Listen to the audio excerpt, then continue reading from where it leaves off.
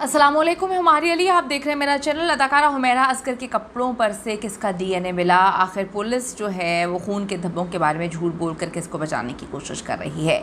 कपड़ों से मिले सैंपल्स और जो जिस्म से गायब हुए अज़ा हैं, उन्होंने केस को एक नया एंगल दे दिया है, एक नया रुख केस को मिल चुका है। क्या पुलिस इस केस को सही अंदाज में इन्वेस्टिगेट करेगी?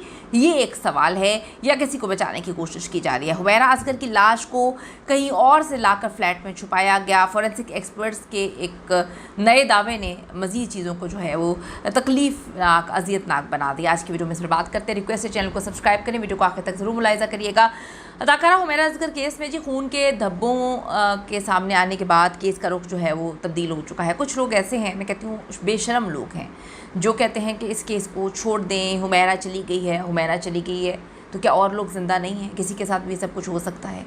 क्यों हुमैरा को इंसाफ नहीं दिलवाना चाहते कुछ गलत गलीज़ किस्म के लोग हैं जो कमेंट्स करके कहते हैं कि उसकी जान छोड़ दो। उसकी जान हमने पकड़ी हुई है, हम उसकी जो है उसको इंसाफ दिलवाने के लिए आवाज़ उठा रहे हैं। किसी को पता नहीं है कि उसको किस तरह से मारा गया, किस तरह से कत्ल किया गया, क्योंकि डे 1 पुलिस ने जाके एक नई कहानी सुनाई थी, बड़ी मिस्टीरियस थी कि 7-8 दिन पुरानी ये लाश है। उसके बाद पुलिस को देखकर पता नहीं चल रहा था कि जिस्म पर गोश्त ही नहीं था और पुलिस कह रही थी कि 7-8 दिन पुरानी लाश है। उसके बाद पुलिस ने कहा कि ये एक कुदरती मौत लगती है। सब चीज़ें झूठी साबित हो गई हैं। इससे ये चीज़ें सामने आ रही हैं कि इस केस को मुकम्मल तौर पर दबाने की जो है बेपनाह कोशिश 8-9 महीने से ही जारी थी। याद रहे कि जी जिस कमरे से हुमैरा असगर की बॉडी मिली थी, उसके साथ वाले बाथरूम से भी खून के सैंपल्स जो हैं वो मिले थे और ख़बरें ये भी सामने आई थी कि कुछ सैंपल्स वगैरह वहाँ से कलेक्ट किए हैं। लेकिन पुलिस पहले दिन से ही इस केस को बंद करने के चक्कर में, पुलिस पहले दिन से ही कह रही है कुदरती मौत है, कुदरती मौत है। बड़ी अजीब सी बात है कि जब तक कोई इब्तदाई पोस्टमार्टम रिपोर्ट भी नहीं आई थी, उससे पहले पुलिस ने जो है ये कहानी सुना दी। और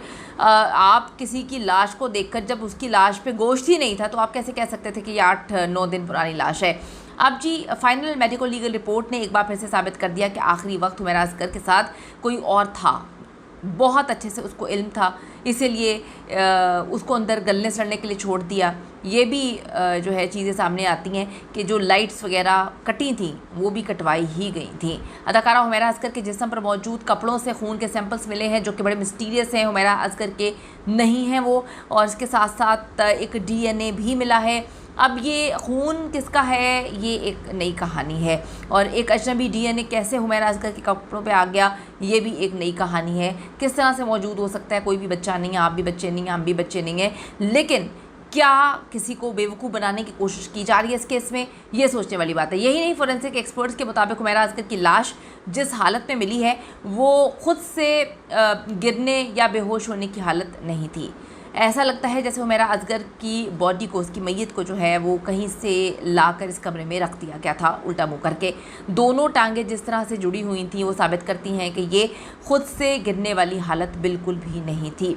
इसके साथ साथ जो है कमरे के कोनों में मौजूद समंदरी नमक रखा गया और 6 से 7 सैंपल्स, 6 से 7 छोटी छोटी चीज़ों में जो है वो नमक डाला गया था। दरवाज़ा और खिड़की भी खुली हुए थे। ये भी बड़ी मिस्टीरियस चीज़ है, पता नहीं पुलिस को ये भी चीज़ें क्यों मिस्टीरियस नहीं लगें। और ये सब चीज़ें साबित करती हैं कि हुमैरा असगर का कत्ल एक सोची समझी साजिश है।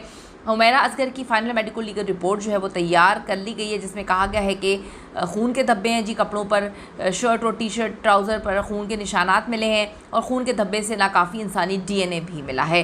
तो हुमैरा असगर की एक वीडियो वायरल हो रही है जिसमें वो पेंटिंग करते हुए उनको देखा जा सकता है। ये वीडियो साबित करती है कि हुमैरा काफ़ी ज़्यादा प्रॉब्लम्स को फेस कर रही थी। अपने उनसे प्रॉब्लम्स थे, लेकिन वो अपने उनके बारे में कभी उसने खुलकर दुनिया के सामने नहीं रखा। इस बात की तस्दीक उनके बड़े भाई जो है सुहेल ने भी की थी कि इनके घर में फैमिली में कुछ प्रॉब्लम्स वगैरह चल रही थी। लेकिन जो मेडिकल लीगल रिपोर्ट आई है उसके मुताबिक जो जिस्मानी अज़ा ना मिलने के बायस मौत हुई, इसकी वजह अभी तक मालूम नहीं हो सकी। इतनी बड़ी प्लानिंग थी इसको मारने की कि उसकी बॉडी से गोश्त तक गल सड़ गया।